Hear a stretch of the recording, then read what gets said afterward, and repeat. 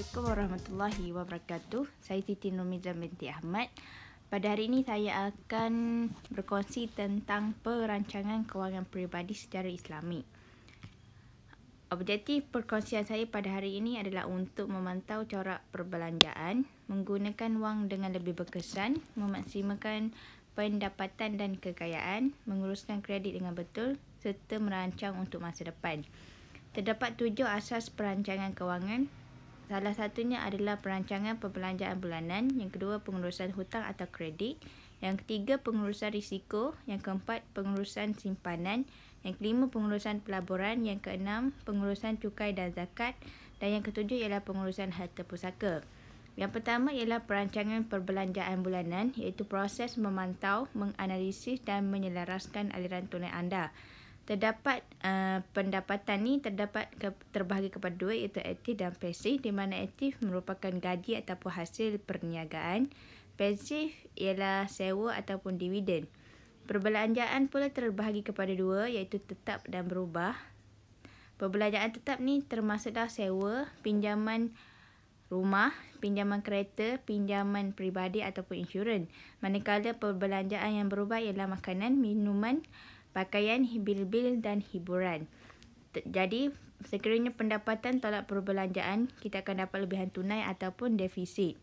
Ini merupakan piramid kewangan di mana kita tengok pada piramid kewangan ini terdapat pelaburan, simpanan dan perlindungan. Kalau kita tengok ruang untuk perlindungan ni sangat besar, iaitu 5 hingga 10% yang memerlukan 5 hingga 10 tahun gaji. Di mana perlindungan ni kita boleh mencarun dalam takaful seperti mengambil pakej ganti gaji, hibah, hilang upaya, sakit kritikal ataupun kemalangan. Yang kedua ialah simpanan, di mana dia memerlukan 10 hingga 20%, iaitu 3 hingga 6 bulan gaji. Di mana simpanan ni kita boleh buat di tabung haji ataupun ASB. Yang ketiga ialah 10 hingga 20%, iaitu pelaburan, di mana kita boleh membuat pelaburan dalam instrumen saham, unit amanah, emas ataupun hartanah. Ini merupakan contoh-contoh pendapatan untuk Aiman dalam masa sebulan. Yang kedua ialah pengurusan hutang ataupun kredit.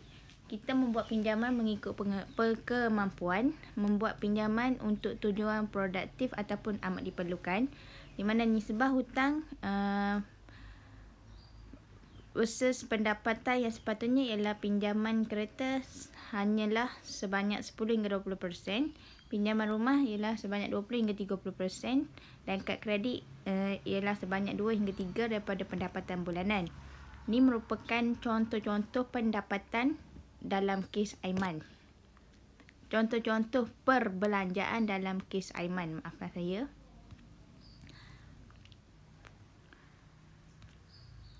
Okey, sekiranya kita lihat pendapatan bulanan berada dalam skala negatif, yang menandakan Aiman ni berbelanja lebih daripada kemampuan beliau untuk bulan Januari. Untuk setiap RM1, Aiman telah membelanjakan sebanyak RM1.21, di mana melebihi 21 sen. Jika Aiman tidak membuat sebarang perubahan, beliau tidak akan mampu menyimpan dan bakal dibebani hutang dalam jangka panjang. 32% daripada pendapatan beliau adalah untuk membeli belah, yang mana kita boleh bagi tahu ia agak tinggi. Yang ketiga ialah pengurusan risiko kewangan peribadi. Terdapat 4 jenis risiko kewangan peribadi yang akan menyebabkan hilangnya pendapatan kita. Yang pertama ialah hilang upaya kekal, kedua sakit kritikal, yang ketiga kemalangan, dan yang keempat ialah kematian awal. Ini merupakan gambar rajah kitaran hidup, di mana kita bermula daripada lahir sampailah kita kecil, kanak-kanak, dan meningkat kepada usia 23 tahun, iaitu belajar, proses pembelajaran. Dan pada usia 25 tahun kita akan memasuki alam pekerjaan. Pada usia 30 tahun kita akan memasuki alam perkahwinan. Dalam tempoh 15 tahun yang seterusnya kita akan membuat simpanan untuk pendidikan anak-anak kita, dan 15 tahun akan datang pula ialah simpanan untuk persaraan.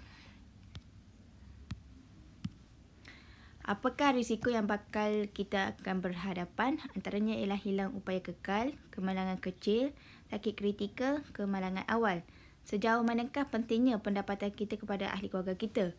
Okey, gambar ni menunjukkan berapa ramai rakyat Malaysia yang akan berada di mesin ATM pada setiap bulan ketika tibanya waktu gaji. Kenapa gaji ni sangat penting? Yang pertama kerana untuk makan minum, pakaian, tempat tinggal, persekolahan anak-anak, pengangkutan, bil bulanan, penjagaan kesihatan dan hutang pinjaman.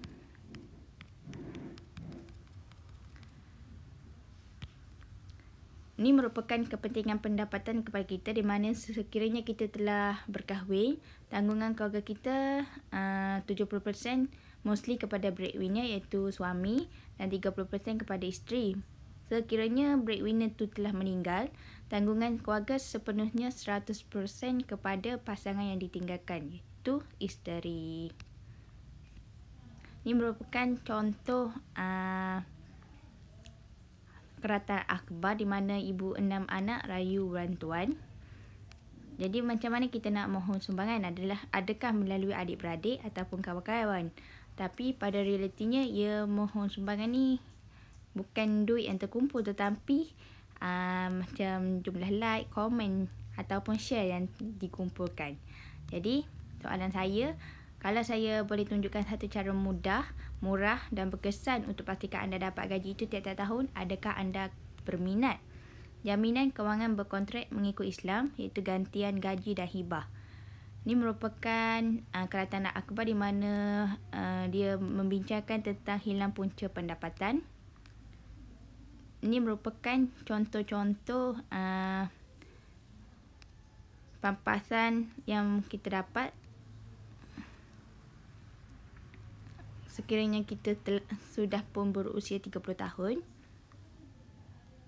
Di mana dia merupakan caruman serendah sebanyak RM143 sebulan sahaja. Bagaimana kita nak hibahkan harta RM300,000 ni kepada keluarga kita dengan cara yang murah, mudah dan dijamin? Kalau kita buat simpanan biasa RM500 sebulan dalam 50 tahun kita akan dapat RM300,000. Tetapi sekiranya kita buka akaun hibah, kita hanya mencarum sebanyak RM143 sebulan dan RM212 sebulan bagi lelaki. Yang keempat ialah pengurusan simpanan kecemasan. Simpanan kecemasan kita perlu ada sebanyak 3 hingga 6 bulan gaji. Tempat untuk menyimpan mestilah tiada risiko dan ada pulangan seperti tabung haji ataupun ASB. Ini merupakan contoh. Yang kelima ialah pengurusan pelaburan di mana 10 hingga 20% daripada pendapatan kita perlu dilaburkan untuk memenuhi matlamat kewangan seperti persaraan, pendidikan dan percutian. Tempat yang sesuai untuk melabur bergantung kepada risiko dan tahap pengetahuan seperti unit amanah, saham, forex, emas dan hartanah. Sebabnya kita mestilah memilih portfolio untuk pelaburan seperti contohnya yang tiada risiko 50% iaitu tabung haji ataupun ASB. Risiko yang sedang iaitu medium sebanyak 30% iaitu di unit amanah ataupun emas. Dan risiko tinggi 20% di saham ataupun forex. 4 faktor yang mempengaruhi pelaburan adalah 1. Kadar pulangan, 2. Masa, 3. Dollar cost averaging dan yang keempat ialah kuasa compound. Ini merupakan contoh pengurusan. Ini contoh pelepasan cukai bagi tahun 2020. Dan merupakan contoh pengiraan zakat pendapatan di mana dia mempunyai 2 kaedah, iaitu 1. Pendapatan daripada sumber tanpa sebarang tolakan. Yang kedua ialah pendapatan dari semua sumber ditolak dengan perbelanjaan yang dibenarkan. Yang ketujuh ialah pengurusan harta pusaka, iaitu nilai harta tidak alih bawah 600,000 dia berada di bawah amanah rahaya berhad. Nilai bawah 2 juta berada di unit pembahagian harta pusaka kecil dan nilai harta lebih 2 juta ia akan dikendalikan di bawah mahkamah tinggi ataupun melantik mana-mana firma guaman atau syarikat pengurusan harta swasta. Ini merupakan proses tuntutan harta pusaka. Ini bagaimana kita nak hibahkan harta kepada keluarga kita.